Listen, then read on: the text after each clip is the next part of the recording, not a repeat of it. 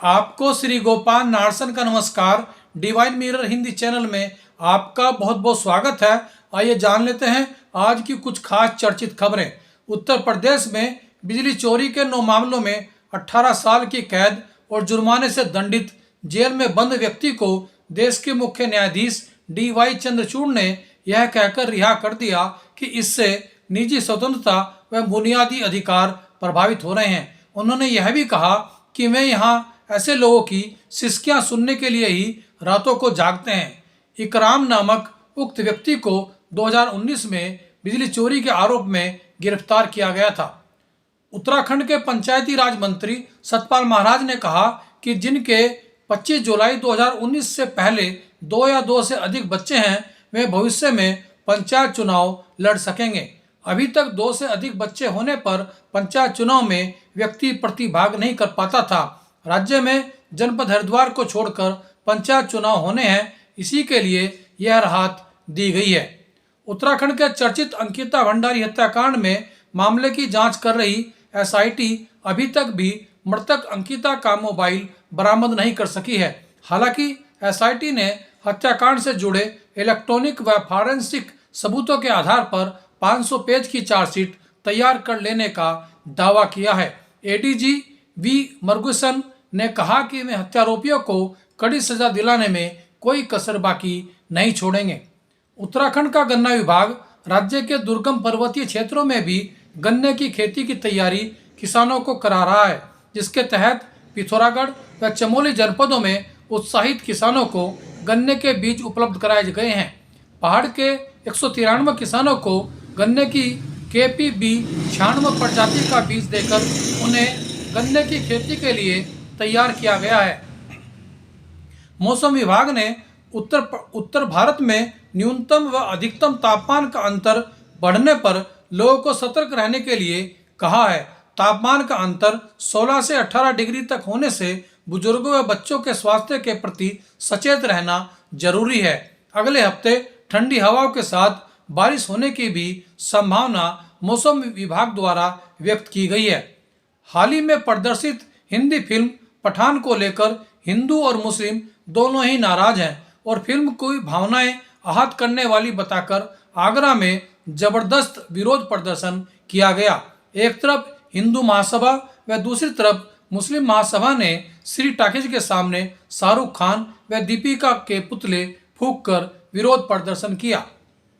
अपने प्राण न्यौछावर कर व असहनीय कष्ट सहकर जेलों में यातनाएं व भोग कर जिन स्वतंत्र संग्राम सेनानियों ने देश को आज़ाद कराया, आज उन्हीं स्वतंत्र संग्राम सेनानियों की उपेक्षा हर किसी को कचोट रही है। नई दिल्ली में देश भर के स्वतंत्र संग्राम सेनानियों, उनकी वीरांगनाओं व परिजनों के ठहरने के लिए बाबा खड़क सिंह मार्ग के कर्मचारी क्वार्टरों में बनाए गए स्वतंत्र संग्राम सेनानी सदन की बदहाल हालत यह बताने के लिए काफ़ी है कि देश के इन महान नायकों को अब हम कितना सम्मान और सुविधाएं दे पा रहे हैं।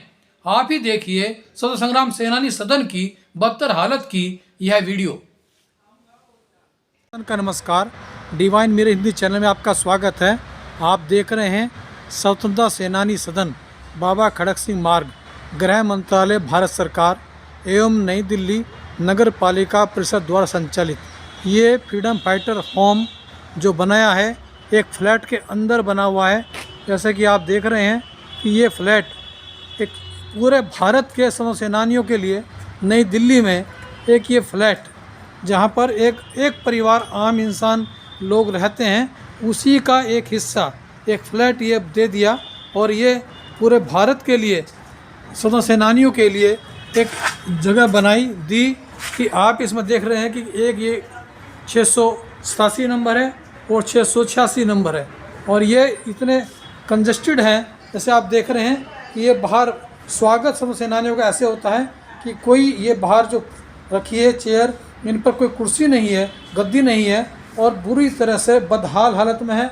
और ये आप देखिए जब हम कमरे के अंदर घुसते हैं तो ये यहाँ पर एक तरह से कूड़ा घर बना दिया है पूरी तरह से। ये आप स्वयं देख सकते हैं किस तरह से यहाँ स्वतंत्रता सेनानी रह सकते हैं, किस तरह से यहाँ पर प्रवास कर सकते हैं। ये केवल एक मजाक नहीं तो और क्या है, उन अमर स्वतंत्रता सेनानियों के लिए, उन शहीदों के लिए जिनके माध्यम से ये देश आज़ाद हुआ था, और उनके ठहरने के लिए, उनके रहने के लिए पूरे भारत के अंदर ये नई दिल्ली में जो व्यवस्था है ये बड़ी बदहाल व्यवस्था है। आप देख रहे हैं कि एक तरह से कबूतर नुमा ये स्वतंत्र सेनानी सदन बना हुआ है, और इसमें भी न ढंग का फर्नीचर है, और यहाँ पर भी धूल चढ़ी हुई है जैसे आप देख रहे हैं। और जिस तरह से ये एक कॉलोनी के अंदर ये बोर्ड लगा करके इन्होंने स्वतंत्र सेनानी सदन का नाम दिया है, ये निश्चित रूप से दुर्भाग्यपूर्ण है कि क्या स्वतंत्र सेनानियों के लिए, उनके उत्तराधिकारियों के लिए क्या इस बदहाल व्यवस्था में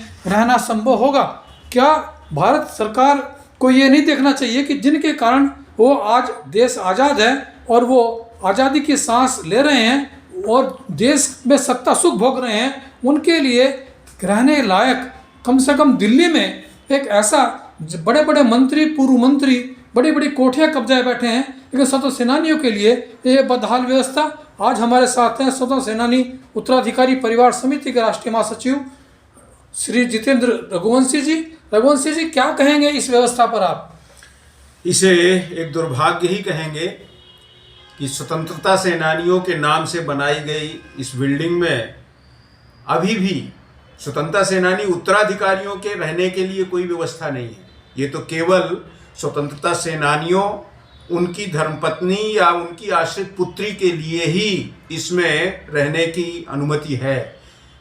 देश के विभिन्न कोनों से लोग यहाँ आते हैं, दर दर की ठोकर खाते हैं, गृह मंत्रालय में चक्कर लगवाए जाते हैं, वो बेचारे कहाँ रहें।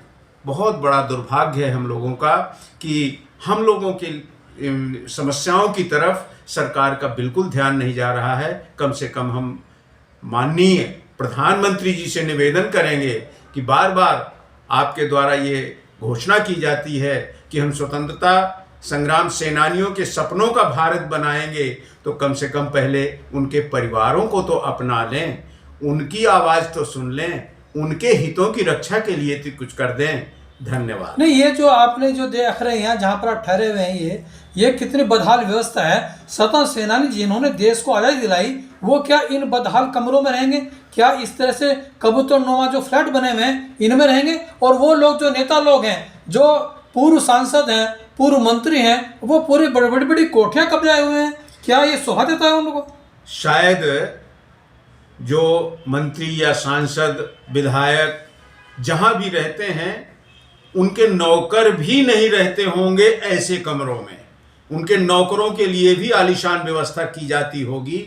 लेकिन दुर्भाग्य है कि जिनके कारण आज सरकार है, जिनके कारण सभी सुख सुविधाएं मंत्री, विधायक, सांसद भोग रहे हैं, उन स्वतंत्रता संग्राम सेनानियों की ओर किसी का ध्यान नहीं गया, उनके आवाज़ की ओर किसी का ध्यान नहीं गया। मैं फिर से वही आग्रह करूंगा कि इनकी ओर भी सरकार का। तो निश्चित हम कह सकते हैं कि आज़ादी के इस अमृत महोत्सव में भी स्वतंत्र सेनानियों के लिए, उनके परिवारों के लिए केंद्र सरकार और नहीं राज्य सरकारें कुछ कर पाई हैं, बल्कि स्वतंत्र सेनानियों के नाम पर इस तरह की जो आवासीय व्यवस्था है भारत सरकार की ओर से की गई है, वो निश्चित ही शर्मनाक है। जिनका स्वागत इस तरह से, ये जो देख रहे हैं आप, गेट के बाहर जो सोफा पड़ा है उस पर गद्दी तक नहीं है, ये बहुत शर्मनाक है और इस पर सरकार को जरूर ध्यान देना चाहिए।